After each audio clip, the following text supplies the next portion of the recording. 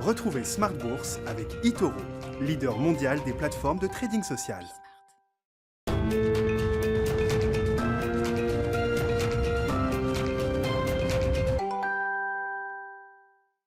C'est reparti pour Smart Bourse, votre double dose quotidienne de marché en direct sur Bismart, chaque jour à la mi-journée, 12h30, 13h. Et le soir, la grande édition, le grand digest de l'information économique, financière et boursière pendant 1 heure, la chronique des marchés, avec toujours ce thème de la reflation, un sujet qui divise. Alors, qui divise les économistes? Est-ce qu'on se dirige vers un cycle d'inflation durable, soutenable dans le temps? C'est sans doute trop tôt pour le savoir, mais c'est un débat d'économistes qui est déjà bien entamé. Et puis la reflation qui divise tout simplement les marchés au moment où on se parle. Tout le monde sur les marchés actions ne profite pas du thème de la reflation de la même manière, c'est le moins qu'on puisse dire. On le voit aujourd'hui avec des divergences sectorielles importantes. Le gagnant du jour en Europe, c'est le secteur pétrole et gaz, un des rares secteurs d'ailleurs qui est en hausse au sein de l'indice Stoxx 600. Et puis à l'inverse, le secteur qui accuse la plus lourde baisse, c'est le secteur de la technologie en Europe entre autres, qui recule de plus de 2% aujourd'hui selon l'indice sectoriel technologique du Stoxx 600, les 600 grandes valeurs européennes. On voit à peu près le même mouvement sur le marché américain en cours de séance avec un Nasdaq qui recule d'un peu plus de 1% sur fond donc de reflation. L'idée que les économies vont se mettre à se réchauffer, voire surchauffer, voire être mises en ébullition à un moment donné peut-être. Les taux longs remontent. On a vu ainsi le 10 ans américain dépasser 1,3% pour la première fois dans cette séquence post-crise pandémique. On voit le dollar qui monte fortement aujourd'hui, avec en plus le soutien de la consommation aux États-Unis, le retour du consommateur américain qui avait été absent en fin d'année dernière, avec des mesures de restriction sanitaire qui avaient contraint bien sûr la consommation des ménages, qui se libère en partie au mois de janvier, une hausse de plus de 5% des ventes au détail sur un mois. C'est un chiffre que personne n'avait anticipé et donc qui booste encore cette idée d'une économie américaine qui va surchauffer, qui va croître nettement au-delà de son potentiel pour au moins plusieurs mois, voire quelques trimestres cette année. Voilà pour les sujets du jour sur les marchés. Notez Kering qui a signé la plus forte baisse du CAC 40, une valeur alors qui peut souffrir de la remontée des taux. Kering qui a souffert également d'une fin d'année sur le plan opérationnel beaucoup moins favorable que prévu par rapport à d'autres grands noms du luxe notamment. Le titre est donc pénalisé ce soir. Vous aurez le résumé complet de cette séance dans un instant avec Nicolas Pagnès depuis la salle de marché de Bourse Direct. L'analyse de marché avec nos invités dans un instant. Et puis dans le dernier quart d'heure de Smart Bourse, le quart d'heure thématique ce soir, on parlera du crowdfunding avec un des leaders, le leader français, la plateforme WeSeed et sa directrice générale adjointe qui sera avec nous en plateau pour faire le bilan de l'année 2020. Il y a eu beaucoup d'appétit pour le financement participatif en 2020 et sans doute encore peut-être en ce début d'année 2021. Mathilde Iclanzan sera donc avec nous à partir de 19h15 en direct sur Bismart.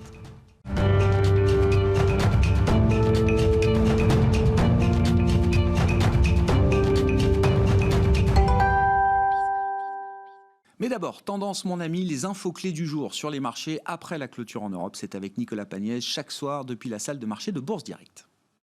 Clôture en léger recul ce soir pour le CAC 40. L'indice parisien perd 0,36% à 5765 points. Le CAC 40 qui continue sa pause aujourd'hui encore sur fond de crainte inflationniste en cas de reprise économique. Les investisseurs qui craignent que les banques centrales resserrent leur politique monétaire accommodante plus tôt que prévu si jamais l'inflation venait à grimper trop rapidement. Les différentes prises de parole de Jérôme Powell sur le sujet, précisant que la Fed restera accommodante aussi longtemps qu'il le faudra, n'éteignent pas ces craintes pour autant. Les investisseurs attendent d'ailleurs les minutes de la dernière réunion de politique monétaire de la Fed pour comprendre le partage de positions au sein de l'institution sur ce sujet. Les taux des bons au trésor américain se tendent de leur côté. Le taux à 10 ans grimpe à 1,27% ce soir et celui à 30 ans à 2,04%. Une remontée qui pourrait signifier une limitation des prises d'initiative sur les marchés actions au profit d'autres actifs comme les obligations. En Europe, les rendements progressent également. Le Bund allemand repasse par exemple en positif pour la première fois depuis un an. Du côté des statistiques, à présent, les ventes au détail rebondissent plus fort que prévu aux États-Unis pour le mois de janvier. Celles-ci font état d'une progression de 5,3%, laissant présager une reprise de l'activité économique. La production manufacturière progresse également plus que prévu pour le mois de janvier toujours. Celle-ci a augmenté de 1%, signant sa 9e hausse consécutive. Une hausse due notamment à la progression de la demande pour les biens ménagers de la part des Américains, invités à rester chez eux à cause de la pandémie. En Europe, Mario Draghi appelle les Italiens à l'union pour combattre le virus, mais aussi pour procéder à la reconstruction du pays, alors que celui-ci a enregistré une des pires chutes de PIB de la zone euro en 2020. Le nouveau président du Conseil, à la tête d'une large majorité, s'exprimait aujourd'hui devant le Sénat italien qui doit procéder à un vote de confiance. Et Europe toujours, l'Union européenne multiplie les démarches de son côté pour obtenir de nouveaux vaccins. La Commission européenne a conclu ce matin un accord avec Pfizer et BioNTech pour la livraison de 200 millions de doses supplémentaires du vaccin contre la Covid-19. La Commission européenne qui a également conclu un accord avec Moderna pour la livraison de 300 millions de doses supplémentaires. Du côté des valeurs à présent, Kering évolue dans le rouge depuis ce matin et signe même la plus forte baisse du CAC 40 en clôture, alors que le groupe de luxe annonce un chiffre d'affaires de 13,1 milliards d'euros sur l'ensemble de l'année 2020, en repli de 16,4%. Le groupe a d'ailleurs accusé un repli d'activité sur les 3 derniers mois de l'année, encore plus marqué qu'au trimestre précédent, là où les analystes s'attendaient à une légère reprise. La marque Gucci, une des marques emblématiques du groupe, a vu ses ventes reculer de 13,5% de son côté sur le dernier trimestre 2020. Un recul qui vient s'ajouter à celui d'un peu plus de 12% sur les 3 mois précédents. Le groupe voit cependant dans le même temps son endettement se réduire et son free cash flow progresser de près de 40%. Cela n'empêche pas Kering de perdre un peu plus de 7% à la clôture ce soir. M6 annonce de son côté avoir plutôt bien résisté à la crise sanitaire. Si le chiffre d'affaires du groupe recule de 12,5% en 2020, son résultat opérationnel courant ne recule lui que de 5% grâce aux économies que le groupe a réalisées sur la période. M6, dont une partie du capital sera bientôt mis en vente par son actionnaire allemand Bertelsmann, s'abstient cependant de faire des prévisions pour 2021 dans le contexte actuel. Son PDG Nicolas de Taverneau se contente de plaider pour des concentrations dans le secteur des médias pour faire face aux plateformes de streaming. M6 qui gagne un peu plus de 12% ce soir. CNP Assurance fait état de son côté d'un résultat net à 1,35 milliard d'euros en baisse de 2,1% en données comparables, résistant plutôt bien à la baisse d'un peu plus de 17% de son chiffre d'affaires à cause de la pandémie. Le groupe renoue également avec les dividendes et offre au titre de 2020 un dividende de 1,57 euros par action, dont un versement exceptionnel de 80 centimes par titre pour compenser l'absence de dividendes l'année dernière. CNP Assurance qui s'apprécie d'un peu moins de 2% ce soir. Et on notera qu'Eramet publie des résultats qui reculent moins que prévu en 2020, avec notamment un rebond de son activité au second semestre. Le groupe, par ailleurs, affiche son optimisme pour 2021, un optimisme qui porte le titre ce soir, qui gagne 14%, un peu plus de 14% à la clôture. Demain, les investisseurs parisiens prendront connaissance des publications de plusieurs grandes entreprises à la Bourse de Paris. On notera Airbus, Atos, Bouygues, Carrefour ou Orange au sein du CAC 40, mais également Air France. Côté statistique, l'indice d'activité de la Fed de Philadelphie sera publié pour le mois de février. Les inscriptions hebdomadaires au chômage seront également suivies, aux États-Unis évidemment. À noter que demain, les fonds Melvin Capital, Citadel, mais aussi l'application Robinhood sont appelés à témoigner devant la commission des services financiers de la Chambre des représentants aux États-Unis, toujours suite à l'affaire GameStop. Nicolas Pagnès en fil rouge avec nous tout au long de la journée sur Bismart depuis la salle de marché de Bourse Direct.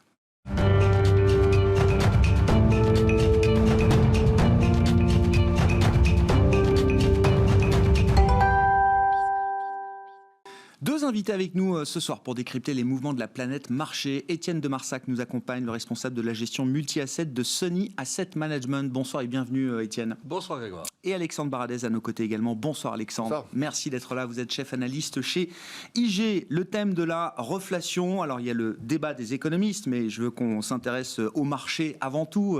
Alexandre, on a vu plus de 1,30 sur le 10 ans américain ces dernières heures. Et sur la séance en cours, qui s'est terminée en Europe, qui est encore en cours aux États-Unis, on voit, je le disais en introduction, que tout le monde ne profite pas de ce thème de la reflation de la même manière. Et les big tech, notamment le Nasdaq, là, est en baisse d'un peu plus de 1%, et on voit pas mal de big tech qui commencent à caler. Est-ce qu'on atteint déjà une forme de limite sur les marchés au sujet de cette idée d'une reflation des économies? Ouais, alors c'est quand même une grosse question qui s'était déjà posée il y a quelques semaines, début du mois de janvier. On a déjà eu un taux 10 ans américain qui était passé de 0,9 à 1,2 en l'espace d'une dizaine de jours.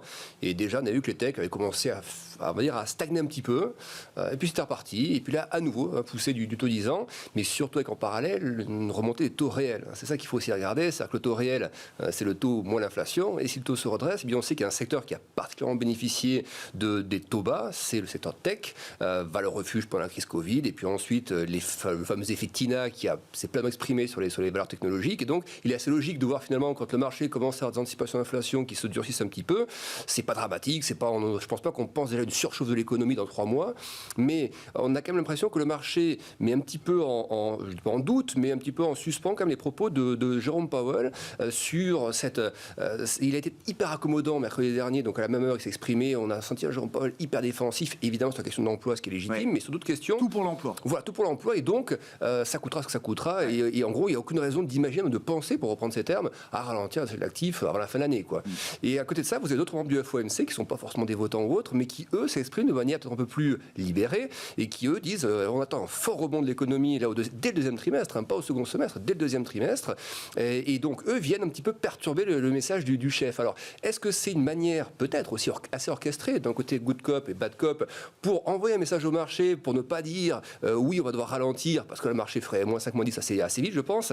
C'est une manière de piloter un peu le marché, avec une guidance comme ça, un petit peu. Maintenir une forme d'ambiguïté. Les banquiers centraux adorent ce concept d'ambiguïté, plus ou moins constructif d'ailleurs. Peut-être, parce qu'effectivement, vous le disiez, les valeurs tech ont pris donc 40% par rapport au niveau pré-Covid. Donc, c'est-à-dire toute la baisse, on a récupéré, on est 40% dessus. Donc, les bénéfices 2021 sont déjà pleinement intégrés. Là, on est en train de se projeter peut-être pour les bénéfices de 2022. Donc, c'est vrai qu'à un moment donné, si la Fed ne veut pas non plus aller trouver sur les actifs financiers, peut-être laisser un peu remonter un petit peu les taux. Effectivement, le 1,30, c'est pas bien méchant, c'est un plus haut d'1 an.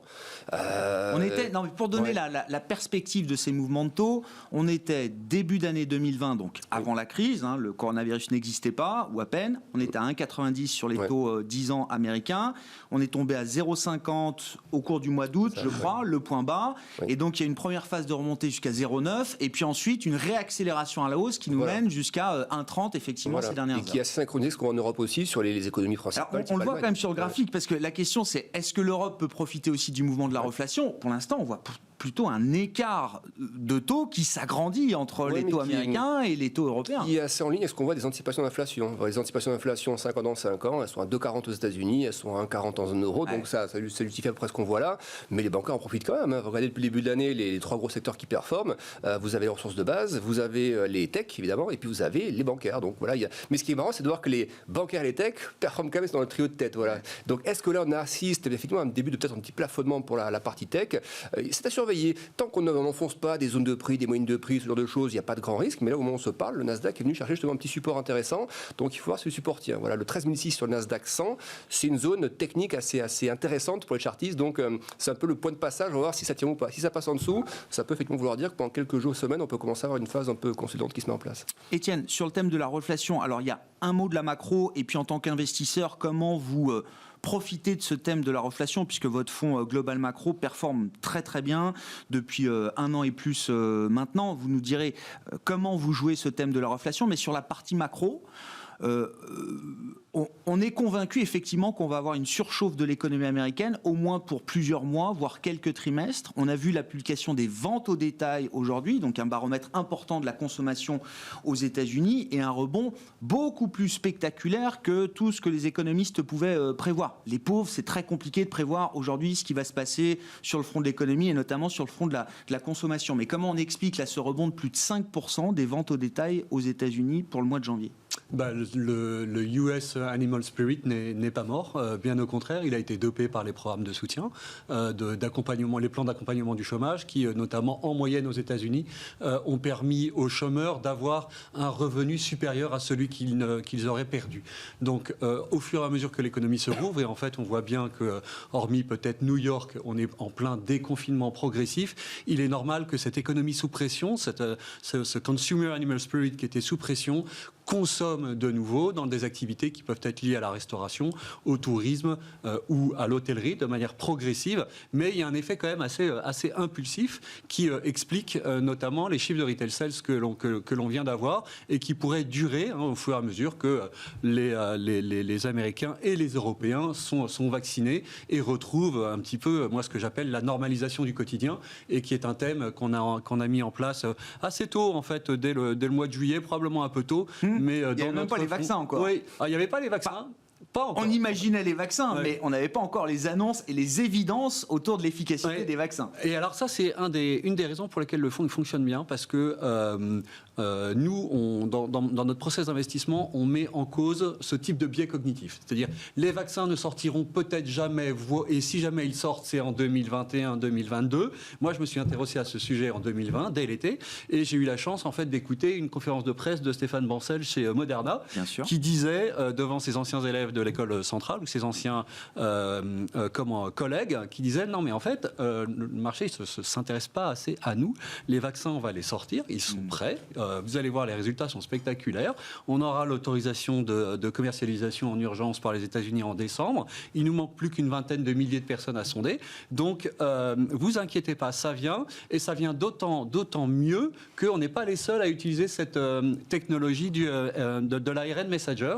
Donc, tous les vaccins qui sont fondés sur la même technologie vont sortir des résultats absolument canons. Donc, on s'est positionné à la normalisation du quotidien un peu rapidement, mais on a bénéficié de plein fouet de cette annonce du mois d'octobre et du mois de novembre. Alors après, pour revenir donc en dehors du cadre macro, la reflation, qu'est-ce que c'est ? C'est pas nécessairement l'inflation. La reflation, c'est d'abord le comblement du gap de prix, du trou de prix lié au Covid. C'est-à-dire qu'il faut voir la perte de richesse. La perte de richesse. Perte de production. La perte d'un niveau de prix. Vous étiez à un niveau de prix 200, vous êtes passé à 90 à cause du Covid, eh bien, il va vous falloir 5 années à 2%, au moins, pour retrouver votre niveau de 100. Donc la reflation, c'est pas nécessairement quelque chose d'épouvantable sur lequel il faut s'inquiéter, parce qu'en fait, vous avez 10 points de retard à combler. Ça ne veut pas dire une inflation à 2 chiffres pendant 10 ans. Non, alors elle peut accélérer, effectivement, ou elle peut être constante. Ça fait partie des choses qu'on ne sait pas. Et peut-être ce qui agite un petit peu le marché aujourd'hui, c'est, OK, on a acté qu'il y allait avoir des effets de base en avril, du fait de pétrole qui était en négatif il y a un an et qui est sur des niveaux de 60. Donc mécaniquement, quand on compare un niveau de 60 aujourd'hui à un niveau négatif du mois d'avril de l'année dernière, on a un rythme de croissance qui est élevé, qui va se traduire dans des prix. Donc on sait que les US vont vers 2% minimum d'inflation cette année, et peut-être probablement plutôt vers 3%, du fait d'autres paramètres qui sont... là, on ne raisonne pas toutes choses égales par ailleurs, mais qui sont le dopage du consommateur via les plans Biden, à un moment précis où il consomme déjà.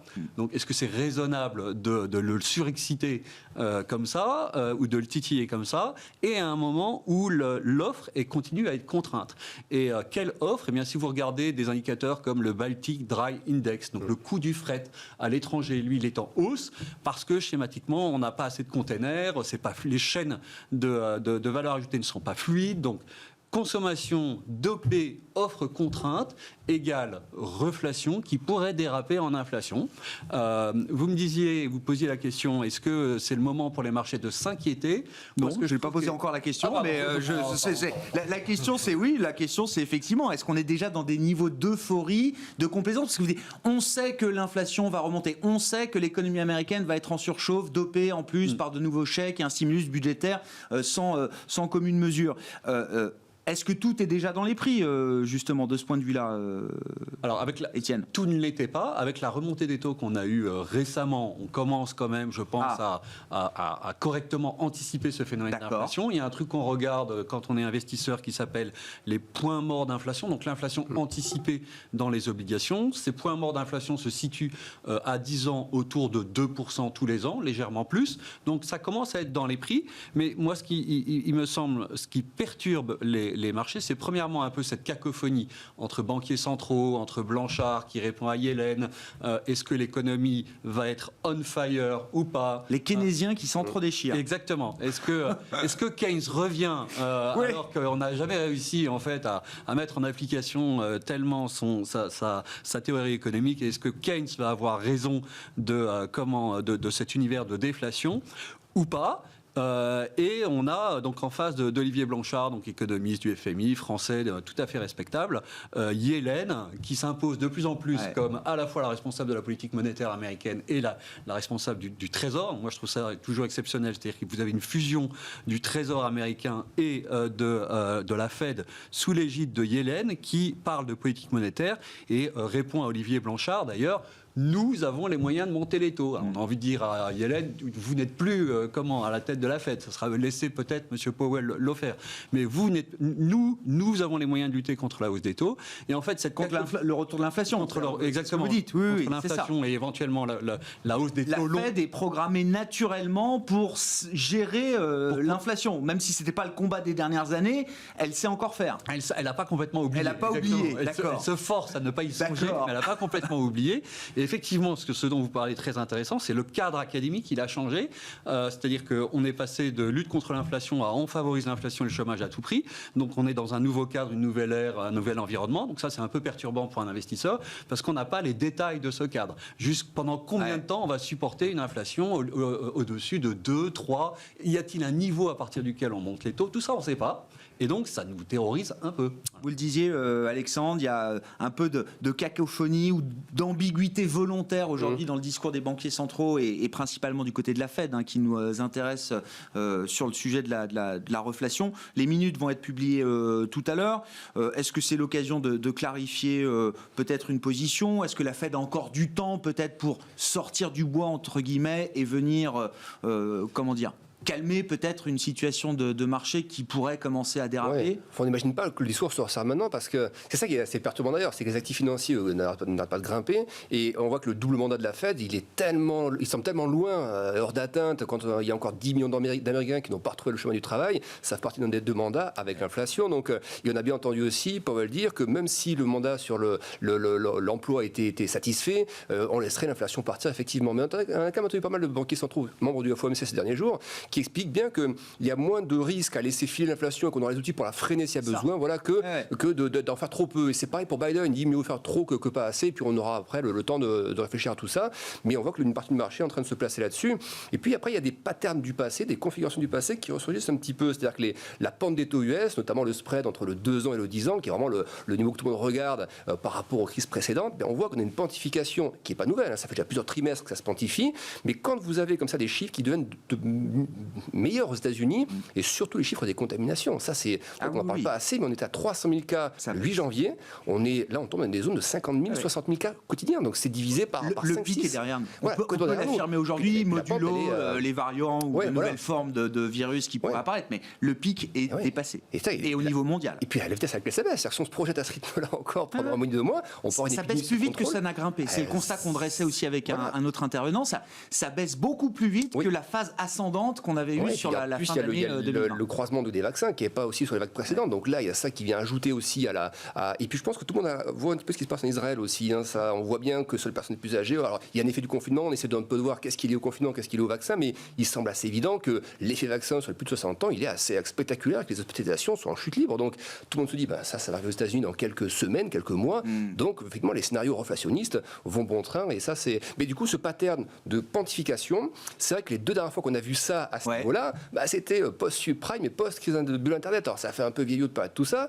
Alors, c'est vrai qu'à l'époque, la récession est arrivée après le début de la pontification. C'était une des conséquences, en fait, de la pontification. Alors que là, on a eu la récession tout de suite, dès l'année dernière, récession immédiate. Et là, on est probablement en train d'en sortir. Et c'est là que la pente se fait. Donc, c'est ça qui est un peu différent. Puis les banquiers centraux ont agi tout de suite. Alors qu'à l'époque, ils ont agi avec un petit peu de retard. Donc, c'est ça qui peut différer des modèles précédents et donc qui peut faire ne pas craindre justement les mêmes scénarios d'un moins 40. Voilà. Mais par contre, si on commence à parler de taper tantrum, donc ce risque un petit peu de transition de politique monétaire, après on peut le pricer si on regarde le dernier taper tantrum, c'était moins 15% à peu près. Sommet 2014 et la chute après 2015, 15% sur le S&P et ça repart. Donc c'est pas bien méchant, mais je pense que c'est ça qu'il faut intégrer sur les indices américains, c'est ce risque-là d'une phase un peu latérale, 10-15%, avant de faire des bases et que ce soit ensuite l'économie qui tire réellement les indices et plus tellement la politique monétaire. Est-ce qu'au moment où on se parle, est-ce que les signaux d'alerte se multiplient? Je ne vous fais pas la liste des records ou des exubérances dont on parle tous les jours, mais si on prend peut-être la mesure de la volatilité du marché américain, l'indice VIX, évidemment, il a bondi de manière spectaculaire au moment de la crise pandémique en mars dernier, et puis on a vu quand même une chute assez marquée de la volatilité. Alors, qui se normalise, on a du mal à passer sous les 20 par exemple, quand on regarde ce fameux VIX. Est-ce qu'on est autour de 20, au-dessus de 20? Est-ce qu'on est dans un régime normal qui correspond à la situation donnée? Est-ce que ça évite qu'il y ait trop d'euphorie peut-être chez les investisseurs? Comment est-ce que vous lisez justement aujourd'hui ce niveau de volatilité du marché américain? C'est hyper technique, c'est-à-dire qu'on a beau dire mais on ne fait pas d'analyse technique sur de la vol parce que c'est pas la même chose qu'un indice, et pour autant la zone des 20 elle est bien là, et puis en août dernier ça a renvoyé, et puis en décembre c'est reparti sur la zone des 20, il va regarder la vol sur le Nasdaq 100 également, elle est toujours un peu plus élevée que sur le S&P. La zone support c'est 25, mais c'est tracé c'est une précision redoutable. Il y a eu peut-être 10-15 contacts avec ça et on n'arrive toujours pas à passer en dessous. Donc on sent qu'il y a des modèles un peu algorithmiques qui sont placés là-dessus, et il est évident que le jour sur le Nasdaq 100, si on passe sous les 25, ça va être effectivement un nouveau signal probablement assez puissant et de long terme. Mais pour l'instant, VIX au-dessus de 20, VXN donc pour le Nasdaq 100 au-dessus de 25, et ça tient. Donc c'est sûr que tant qu'on a cette zone qui tient, dire on accentue les paris haussiers ou autres, c'est un peu délicat. Par contre, le jour où on passe en dessous et on y reste quelques jours, ça veut probablement dire que voilà, on passe dans une phase un petit peu suivante. Mais c'est clair qu'on n'imagine pas le VIX remonter à 50. On ne voit pas pourquoi il ira à 50. Et à la fois, la zone, c'est entre 20 et 40. Voilà, donc on peut, sans avoir un marché hyper anxieux ni hyper détendu. Il y a une marge de fluctuation importante. Voilà. Et sachant que ça va très vite, on peut avoir des plus 15, plus 20, et puis le lendemain, des moins 15. La vol, ça bouge quand même, par définition pas mal, mais la vol de la vol aussi. Donc c'est pas effrayant si on a plus 10, et c'est pas non plus hyper détendu si on a moins 12. Voilà, il faut s'habituer, je pense, à ça, dans les jours, dans les semaines qui viennent, avoir des pics de vol comme ça, et puis qui retombent assez vite, qui ne sont pas très significatifs, mais qui vont justement traduire une forme un peu de consolidation qu'on pourrait voir apparaître sur la partie américaine. Je suis sûr que vous avez vu ça, Étienne. Après GameStop et les valeurs shortées, après l'argent, on se demande si le retail et les réseaux Reddit des particuliers américains sont pas en train de regarder justement comment jouer la volatilité. Il y a des ETF, donc des trackers évidemment qui sont positionnés sur le VIX, sur la volatilité du marché américain. Visiblement, ils sont en train de bénéficier d'afflux d'argent massifs, jour après jour, semaine après semaine, sans qu'on comprenne bien effectivement ce qui se passe à ce stade. Alors, c'est hyper technique et toujours passionnant, et en tout cas, moi, je me régale avec ça. Plusieurs éléments. Le premier élément, c'est que je pense que la volatilité implicite aujourd'hui à 20, 25, elle est mal pricée, elle devrait être plus haute, compte tenu, je sais que vous êtes étonné, mais compte tenu quand même d'un univers qui est très fragile, et de cette remontée de taux qui vient pénaliser les grands équilibres.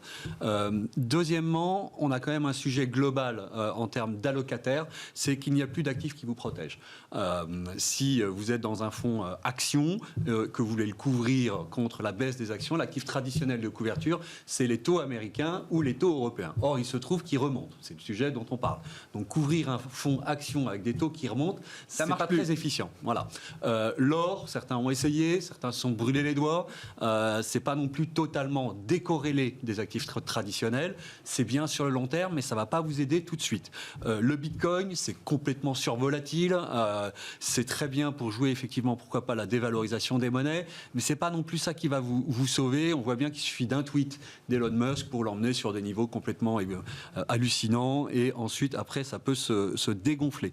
Donc quel est l'actif finalement qui vous permet de vous protéger contre un coup de tabac sur les actions, par exemple, les actifs risqués, c'est le VIX, c'est la volatilité, c'est les contrats futurs sur VIX, c'est ces ETF. Donc ça devient l'actif de hedging, de neutralisation de notre risque, de référence. Et ce qui est très intéressant, c'est qu'effectivement, vous avez des armées de retailers ou de redditeurs qui sont en train d'investir sur ces ETF en pariant que, attention, au moindre choc de marché imprévu, pourquoi pas emmené par des taux qui iraient à 2% ou à 3%, du fait de ce choc de taux, les actions vont plonger, la vol des actions va monter et emmener avec elle mécaniquement le VIX. Donc les réditeurs jouent le short squeeze du VIX, ce qui me paraît assez intelligent. C'est un bon trade ? Ce qui me paraît assez intelligent. Ouais. Moi, j'ai regardé le trade tout à l'heure en me disant comment je hedge mon portefeuille si les marchés baissent de 15%. Tiens, le VIX, il est intéressant, d'autant plus qu'il est dans ce qu'on appelle en structure contingo. Alors ça, c'est un tout petit peu technique, mais ça veut dire que la pente du VIX des contrats à terme, elle est pentue, et donc vous avez la place pour que elle bascule et que la vol très court terme, en fait, monte très fort. C'est-à-dire que sur ces marchés dérivés, on anticipe un pic de volatilité plutôt autour d'avril, mai, juin. C'est ça, d'ici quelques mois, tout de suite. Au moment où vont sortir en fait les effets de base, mais finalement, ça pourrait très bien venir plus tôt, et d'autant plus que vous avez des gens qui systématiquement s'amusent, ou du moins c'est leur métier, à shorter la vol de manière systématique pour encaisser de la prime. Et souvenons-nous, février 2018, implosion des ETF short VIX. Donc c'est exactement le phénomène, c'est-à-dire que les personnes short volatilité se font squeezer dans un choc qui est lié à la hausse des taux et qui est lié à des erreurs de politique monétaire de M. Powell. Et attention, on est peut-être dans un environnement qui pourrait ressembler à celui-là. M. Powell, c'est celui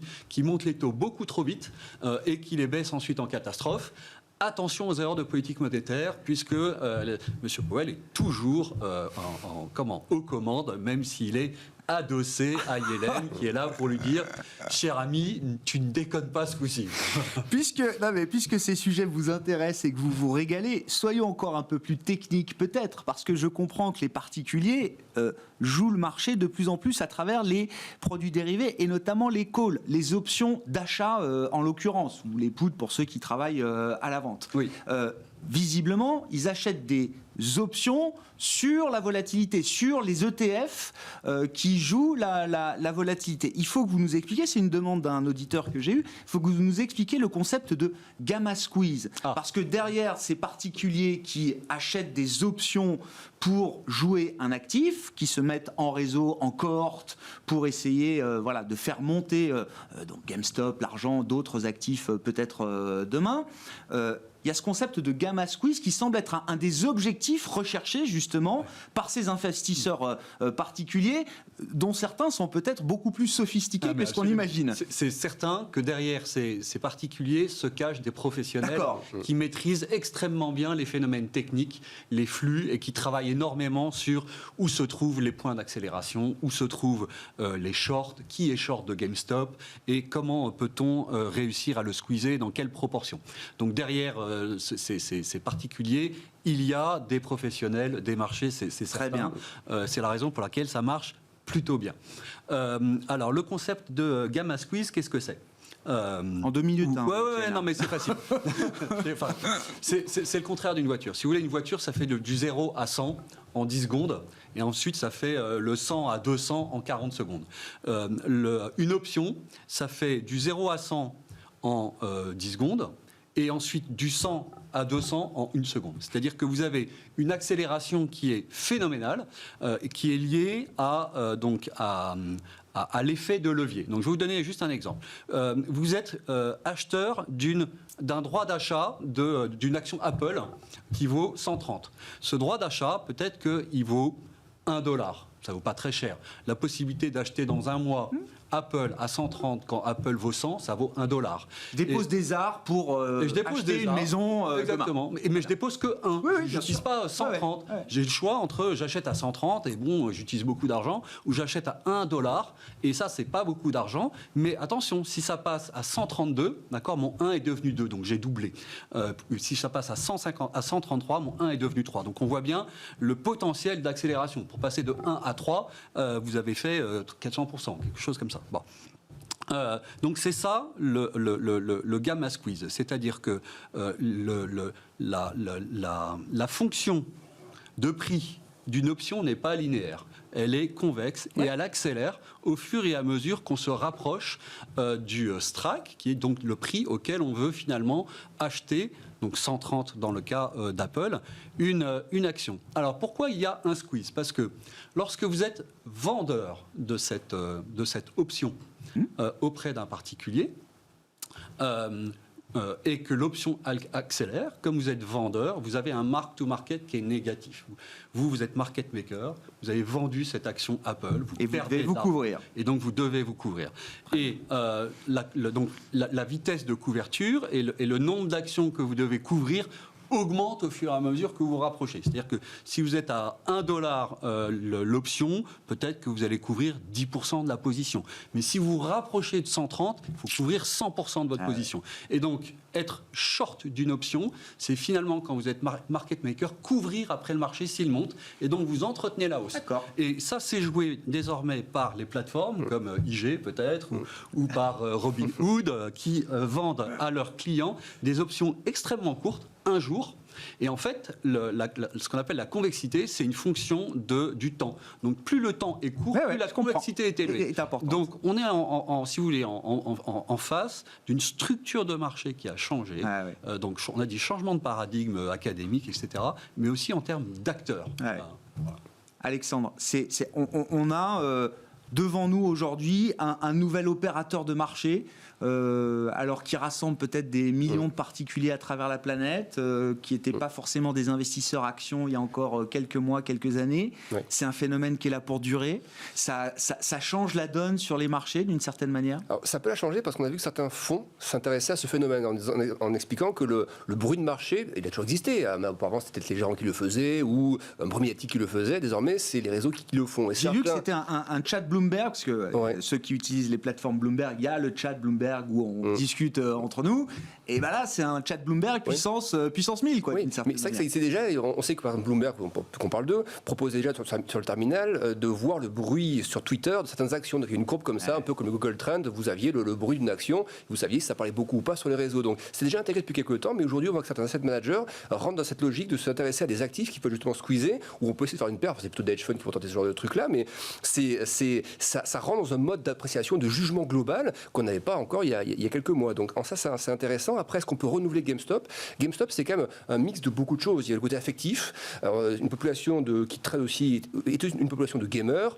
Il y a un côté affectif, on a acheté ces jeux, maintenant c'est plus en ligne, mais on voulait donc sauver la grosse boutique de jeux qui nous plaisait bien. Puis il y avait cette nouveauté où on s'est rendu compte qu'on pouvait faire tomber 2-3 fonds en plus, donc ce côté un peu revanche, militant, qui s'agrégeait à ça. Mais il ne faut pas oublier que dans l'histoire, beaucoup ont gagné.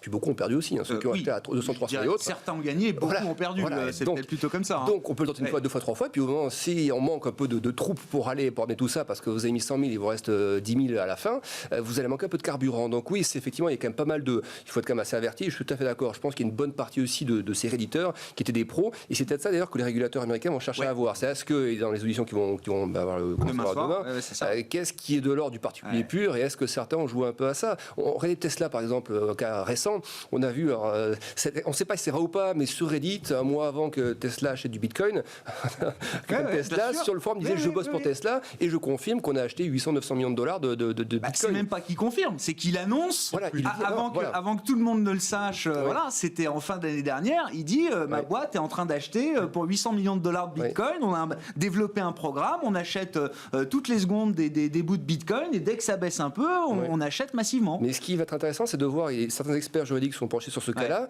et ont estimé que les crypto-devises rentraient dans un cadre un peu gris, c'est-à-dire que c'était pas régulé comme une action. S'il avait fait ça sur une action, probablement des délits d'initiés, et puis la SEC serait tombée dessus. Là, par exemple, pour les cryptos, c'est une catégorie encore à part qui n'a pas été en gros régulée. Et donc, il n'est pas forcément sous le coup d'une... Voilà, donc il y a ça aussi que le régulateur va devoir gérer. Qu'est-ce qu'on met dans la régulation ? Est-ce que les cryptos en font partie ? Ce sera le cas un jour, mais pour l'instant, c'est pas encore le cas. Et du coup, la question, c'est est-ce que c'était quelqu'un qui savait ça, qui avait une espèce de vide juridique pour donc faire ça ? Est-ce que c'était volontaire ou est-ce que c'était juste aléatoire et on a mis un petit poste comme ça pour se faire plaisir. Bon, Si on se résume, messieurs, là, pour reprendre un peu la dynamique de marché reflationniste, Alexandre, quel type de scénario, alors sans tous les faire, mais les scénarios les plus probables là, devant nous, à très court terme, à plus moyen terme, quel est le schéma de marché que vous avez en tête? On peut parler peut-être d'Europe un peu là, dans les mois qui viennent. Moi, bien sûr, l'Europe, justement, désormais, elle était attractive il y a quelques temps déjà, mais là, enfin attractive, moins que les États-Unis, mais disons que là, les questions de redressement de taux, ça va être un sujet plutôt US. On a vu aujourd'hui, par exemple, quand la partie US baissait, l'Europe tenait quand même pas trop mal, à part quelques composantes tech, mais ce qui est normal, mais sinon ça tenait pas trop mal. Et on a l'impression quand même que les taux qui se redressent, le 10 ans allemand qu'on a vu tout à l'heure ou autre, on a bien le sentiment que c'est un bottom. On ne voit pas l'inflation retomber dans ces zones-là, on ne voit pas la BCE renchérir sur les taux négatifs ou autres, enfin sur les taux faibles. Donc on a vraiment l'impression que le bottom est là sur les rendements. Donc on ne voit pas pourquoi ce trend sur la partie un peu value bancaire ou autre serait réellement en question sur les mois qui viennent. Il y a l'effet Draghi aussi qu'il ne faut pas minorer en Italie. On l'a entendu bien parler ce matin. Et ce qu'il a dit, c'est du caviar pour le marché. C'est-à-dire que mais le marché a déjà payé pour Draghi. Oui, il a payé, mais il paye, il remet le MIB, le FTSE MIB, qui est vraiment un indice qui a sombré par la crise subprime, qui a vraiment des gros creux comme ça bien marqués, subprime, crise de la dette, crise des émergents ou autres. Il y a plein de creux comme ça. Et puis là, on commence à taper en fait, la zone qui coiffe tout ça. Le bottom est fait. Et puis on commence à taper la zone un peu horizontale. Donc on la tape. Oui, il peut y avoir des reflux, etc. Mais un reflux pour retomber sur les creux de mars, j'y crois pas une seconde. Draghi qui arrive, qui parle de réforme, de réforme de la fonction publique, réforme fiscale, qui parle qu'il y aura quand même de la dépense parce qu'il faut financer ça, que les projets vont s'installer sur 6 ans. Il donne une trajectoire. C'est peut-être ça qui manque un peu à l'Italie. Il fixe un cadre, une nouvelle dynamique. Donc il suffit que l'Italie ressorte de la crise sanitaire dans pas trop longtemps et on a tous les éléments pour que le MIB reparte. Et donc, si on est dans si on prend le scénario d'un bull case sur l'Europe, forcément il faut regarder l'Italie. Ah oui, complètement. Et ça, on en parlait déjà avant que Draghi arrive de ça, parce que déjà le pattern ne semblait pas mauvais, et puis c'est des indices qui sont très value. Alors oui, la value, c'est pas très sexy. Vendre de la value sur un plateau, il faut être motivé, mais depuis le début de l'année n'empêche, ceux qui ont vendu la value, les bancaires, je ne pense pas qu'il faille jouer ça pendant 10 ans, mais l'effet un peu de rattrapage sur les taux qu'il fallait jouer, voilà, il est en train de payer. Et je pense que d'autres secteurs qui sont pas entre les deux, qui ne sont pas non plus des bancaires, mais des secteurs qui ont souffert de la crise, l'aéronautique, les secteurs un peu entre les deux comme ça, qui ne sont pas non plus complètement morts et qui vont se redresser, le tourisme loisir, ça fait typiquement partie des indices qu'on a sur la partie européenne. Il y a toujours les cadres du luxe, mais qui eux vont baisser un petit peu parce qu'ils sont un petit peu chers. Mais la moyenne de tout ça me semble être bonne à jouer pour le moyen terme. Il faut seulement pricer, si on investit de moyen terme, un risque, je pense, de consolidation. Je ne parle pas de rechute, mais de conso. Si on parle du CAC, il est monté à 5008, il pourrait parfaitement retomber à 5002, voire 5000, sans que ce soit mortel ou dangereux ou autre. Voilà. Et par contre, avec derrière un dépassement des 6000 et on va chercher de nouveaux niveaux. Et je ne veux pas faire trop long, mais si on regarde le CAC hors dividende, j'insiste parce que souvent on dit ouais, mais c'est dividende inclus qu'il faut regarder. Ok, dividende inclus, il est déjà assez haut, il a quasiment tout rattrapé. Mais même le hors dividende, vous regardez, en fait, c'est un espèce de gros canal de 20 ans en fait, crise d'un bulle internet, subprime, etc. Et c'est un bon pattern latéral. Et si on commence à sortir des 6000, ce qui sera le cas dans quelques mois à la hausse, c'est-à-dire qu'on va tenter aussi de sortir un pattern, si vous voulez, un pattern de très long terme à la hausse. Et donc ça, c'est hyper bullish en fait. Moi, le CAC, vraiment, si je dois choisir des indices à mettre dans des portefeuilles, CAC, DAX, sans aucune hésitation, le DAX, parce qu'il va être 10 valeurs supplémentaires. Lui est au plus historique, avec les dividendes forcément. Ouais, et puis l'Allemagne tient pas trop mal. L'Allemagne dépend des reprises de la Chine qui est déjà bien repartie, des États-Unis qui vont vite y arriver maintenant. Et l'indice a déjà tout récupéré alors que la crise n'est pas encore terminée. Oui, à part quelques consos, oui, de 10-15% qui peuvent arriver. Sinon, c'est un vrai bull case, clairement sur le DAX, CAC, MIB. Voilà, ça, c'est vraiment des choses à jouer. La partie US, moi, je suis toujours plus réservé sur les tech, mais je me suis quand même trompé depuis quelques mois. Mais si ce scénario finit par se produire, ce sera bien le cas un jour, ça va un peu plus se consolider sur la tech et ce ne sera pas mauvais pour la partie, même si je ne pense pas que la tech fasse moins 30, ça, non, mais en relatif, voilà, il y aura mieux à faire que les big tech américaines. Je pense. Bon, vous avez 4 minutes. Étienne, comment vous profitez du thème de la reflation? Encore une fois, votre fonds est en hausse de 6% depuis le 1er janvier, plus de 20% sur un an, c'est ça, Étienne? Multi-asset, comment vous traitez justement ce thème de la reflation aujourd'hui? On a essayé d'attraper, de catcher les bons thèmes du moment, mais qui sont tous liés de manière homogène à cette idée de la normalisation du quotidien, la reflation, etc. Donc, les points morts d'inflation, donc là c'est un petit peu technique, métier mais on peut jouer l'inflation pure, les prix d'inflation dans le marché. Métier de gérant obligataire, c'est pas très passionnant. Bon. Après, la rotation sectorielle, comme l'a très bien dit Alexandre par exemple, donc la value contre la grosse en long short, donc en rotation. Donc on achète par exemple des indices small cap ou mid cap européens ou américains et on les joue contre les indices large cap du type Nasdaq par exemple. Et vous avez eu une accélération depuis le mois d'octobre de l'ordre de 50% de la surperformance du Russell 2000 contre le Nasdaq américain. Et ça, c'est un thème qu'on a joué vraiment. Le ratio entre les deux. Le ratio entre les deux. C'est-à-dire que voilà, vous êtes acheteur de l'un, vendeur de l'autre, donc vous captez le surcroît de performance de l'un contre l'autre, qui est de 50% entre le mois d'octobre et aujourd'hui. On s'est mis assez tôt vendeur des taux d'intérêt américains, notamment pour ce sujet de les taux ne sont pas pricés vis-à-vis de ce thème de la reflation qui est en train de monter. Donc ça veut dire pontification de courbe de taux américaine ou bien duration négative sur les taux. Donc on est vendeur, on n'aime pas les taux, on est short, on n'en a pas. Toujours aujourd'hui. Toujours même aujourd'hui. à 1,30, le 10 ans américain, ça ne vous intéresse pas. Le 30 ans à plus de 2%, ça ne vous intéresse pas. On le laisse respirer un petit peu parce qu'on a la Fed ce soir, on recherche des points d'entrée dans les jours qui viennent. On est persuadé qu'effectivement, on est plutôt sur un thème de moyen terme et non pas que sur un moment un peu temporel. Et ensuite, les matières premières. Les matières premières permettent de très bien jouer la reprise économique, notamment les industriels contre les métaux précieux. Et donc, on suit très près, par exemple, un trade qui est long du cuivre et vendeur de l'or. L'or, actif refuge, actif de déflation. Quand tout va mal, on se précipite dessus. Et le cuivre, actif industriel, actif extrêmement demandé, notamment par l'économie chinoise, qui en consomme plus de 50%, etc. Donc, jouer la reprise qui vient de l'Asie, c'est quelque part acheter du cuivre contre de l'or. Et toutes ces briques-là, en fait, elles sont dans le fond, avec peut-être en plus un petit call sur le VIX, au cas où. Qu'est-ce qui viendra vous arrêter, Étienne, à partir de quel moment, quel type d'événement vous fera dire c'est le moment de déboucler mes positions? Ça, c'est les taux réels. Comme le disait très bien Alexandre, en fait, vous avez des niveaux d'intervention historiques de la Fed qui se situent au-dessus de zéro des taux réels. Or, pour le moment, le mandat de la Fed, c'est de maintenir ces taux en négatif pour forcer l'investissement, quoi qu'il en coûte, et forcer la consommation et diminuer le chômage, quoi qu'il en coûte. Le moment où la Fed dira attention, soit les taux remontent trop vite, les taux réels sont remontés en territoire positif, et là on agit, on calme les anticipations et on vraiment par la guidance, par la parole, on dit mais jamais on ira remonter les taux, calmez-vous, etc. Soit ils ne le disent pas, auquel cas là nous il faudra sortir des marchés. D'accord, ok. Voilà, pour être très clair.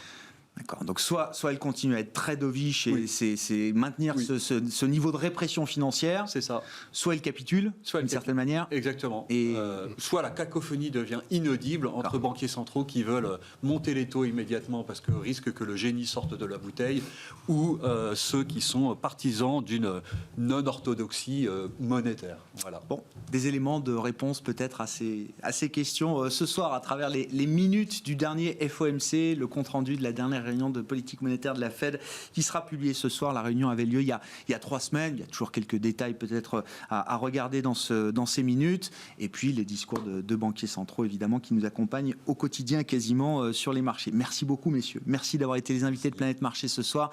Alexandre Baradès, chef analyste chez IG, et Étienne de Marsac, le responsable de la gestion multi-asset de Sunny Asset Management.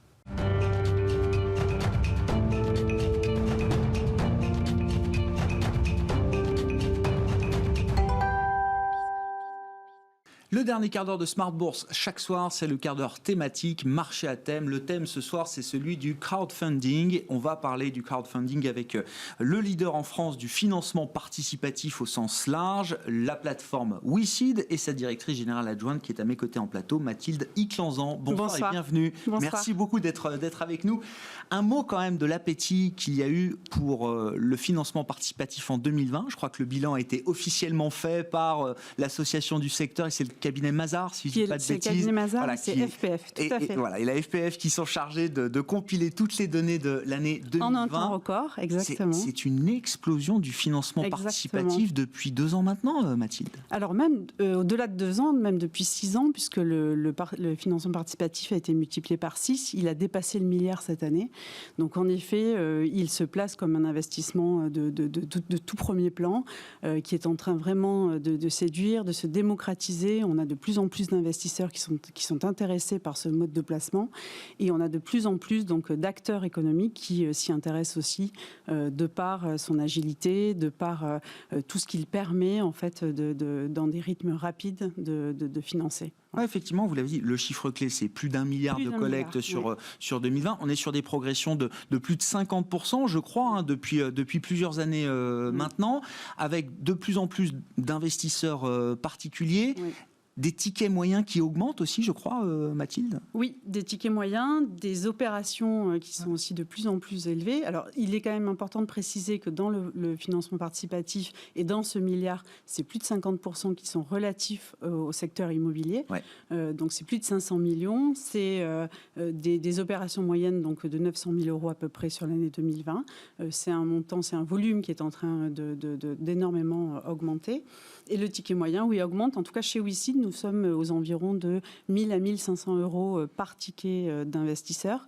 Et ce sont des tickets qui se reproduisent entre 6 et 8 fois par an. Donc, environ 10 000 euros par an par investisseur sur le financement participatif, au moins de l'immobilier. Ouais. Et alors, parlons de l'immobilier, effectivement, quand on parle d'une logique d'investissement, parce qu'il y a différentes logiques dans les plateformes de crowdfunding, mais la partie investissement est très importante. Quand on parle d'investissement, l'immobilier, c'est incontournable. On est en France.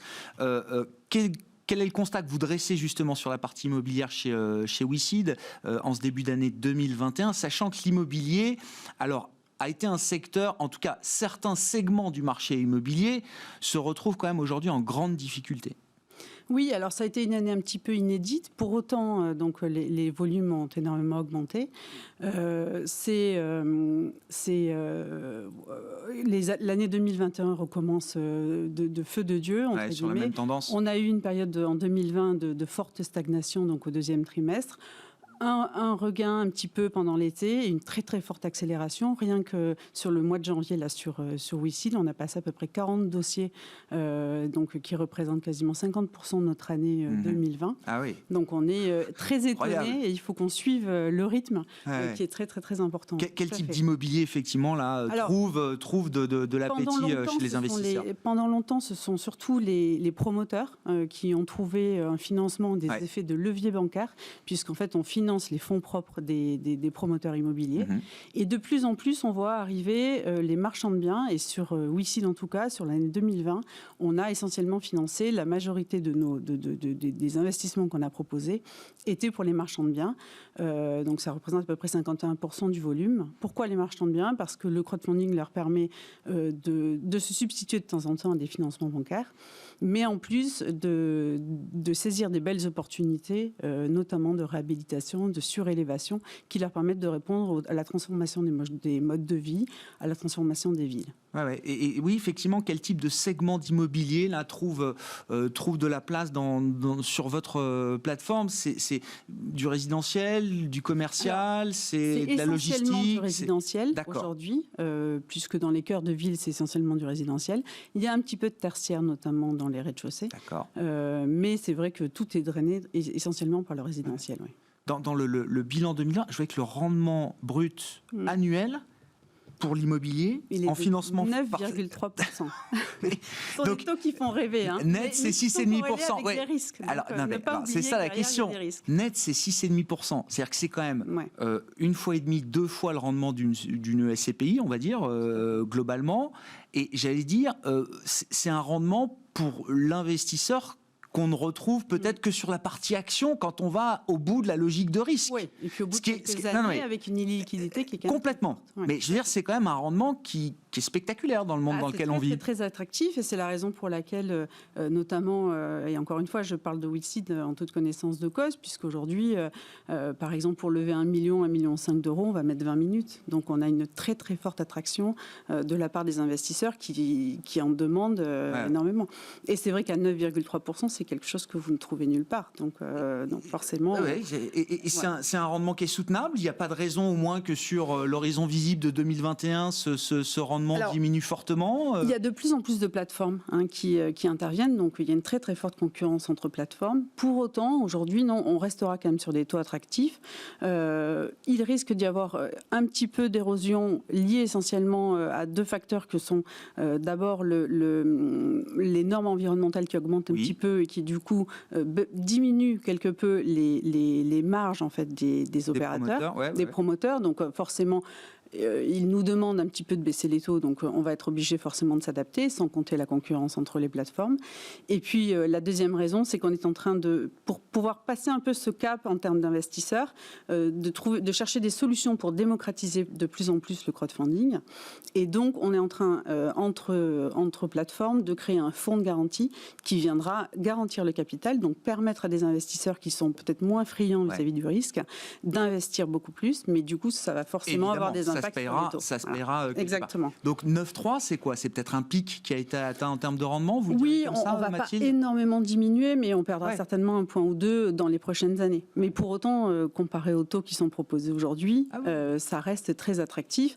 Et surtout, il ne faut pas oublier que la durée moyenne des opérations aujourd'hui est de 20 mois, ce qui veut dire que vous avez une liquidité qui est quand même assez forte effectivement. de vos investissements. Le risque en face, alors comment vous le mesurez? C'est le taux de retard, c'est ça que vous regardez pour les opérations immobilières? J'allais dire taux de défaut, mais non, c'est un taux de retard. Non, parce que le taux de défaut, il est un petit peu biaisé parce que depuis le début de l'existence du crowdfunding, en fait, il n'y a eu qu'une seule opération qui a vraiment échoué et sur lesquelles il y a eu des pertes en capital, même si, encore une fois, faut relativiser parce qu'on continue à recevoir des remboursements sur l'opération en question. Donc, tant que les choses ne sont pas éteintes, le taux de défaut n'est pas vraiment très stable. Le bilan se fera ultérieurement. Le bilan se fera ultérieurement. Après, oui, il y a des taux de retard. On a eu à gérer des retards cette année, mais en fait, ce sont des aléas qui sont liés à l'immobilier. Tout est structurel, tout est conjoncturel et pas structurel. Donc, en fait, il n'y a pas non plus de raison d'avoir des inquiétudes particulières quand il y a des défauts, des retards, sur les opérations. Si on parle du financement des entreprises, pour finir, Mathilde, 2021 va être, c'est comme ça que je le présente, l'année de la bataille des fonds propres pour bon nombre de petites et moyennes entreprises françaises qui ont été sauvées pour beaucoup d'entre elles, certaines d'entre elles en tout cas par les prêts garantis par l'État. L'étape suivante, ça va être le renforcement des fonds propres. Oui. Et on imagine, avec la puissance du crowdfunding, on le rappelle, 1 milliard d'euros de collecte franchi l'an dernier, que ce système de financement participatif a toute sa place pour accompagner les pouvoirs publics dans cet effort. Exactement. Il va y avoir donc un besoin de renforcement de fonds propres. Les trésoreries ont été sauvegardées par les PGE. Maintenant, on va parler investissement, on va parler rebond, on va parler relance. Et donc, il va y avoir des besoins donc, de fonds propres. Il va y avoir besoin aussi d'emprunts, tout simplement, pour financer la relance et les investissements. WeSeed est en train de développer avec la région Occitanie une plateforme de financement citoyen sur lequel on va proposer donc, aux citoyens d'Occitanie, mais de partout, de France ou partout. Il n'y a pas de frontière entre l'Occitanie et les autres régions françaises. Non, on ne va pas les sélectionner.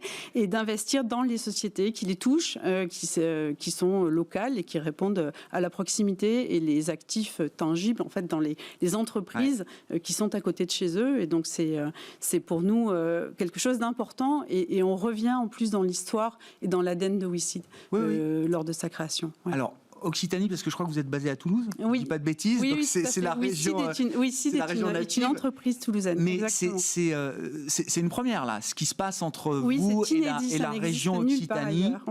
Quand vous dites plateforme citoyenne, ça veut dire quoi? Ce sera WeSeed adapté aux besoins de l'Occitanie et des entreprises. Alors, ce sera une société de projet que l'on va créer avec la région Occitanie et la CCI Occitanie. Il y a aussi un satellite de la région qui est spécialisé dans les énergies renouvelables. Et donc, on crée une société de communes dans laquelle on va financer donc, toutes les entreprises qui auront besoin de se renforcer en termes de fonds propres et de chercher des financements liés à leurs investissements futurs et leur développement. C'est quelque chose que WeSeed est prêt à déployer. Enfin, je dis WeSeed, mais je vous mets aussi porte-parole d'une certaine manière de votre industrie. WeSeed et les autres plateformes concurrentes, c'est un schéma qui est prêt à être déployé au niveau national? Bien sûr, et d'autant plus que je crois que la presse presse relate le fait que l'épargne citoyenne aujourd'hui a atteint des sommets. On parle quand même de 100 milliards d'euros que les Français auraient mis de côté pendant cette période de crise.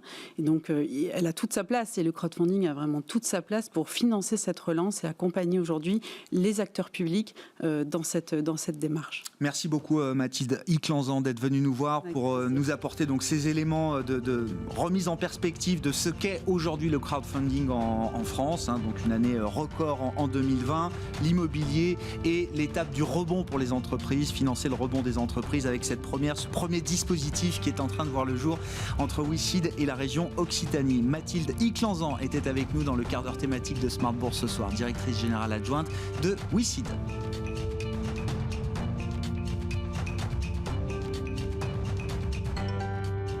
C'était Smart Bourse avec eToro, leader mondial des plateformes de trading social.